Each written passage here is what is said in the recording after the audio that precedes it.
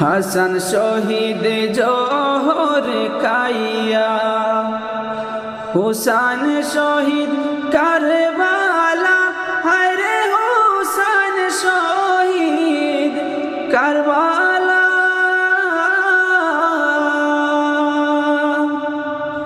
জয়নাল আবদিন হইল গোবন্দি এজিদেরি জেলখানায়।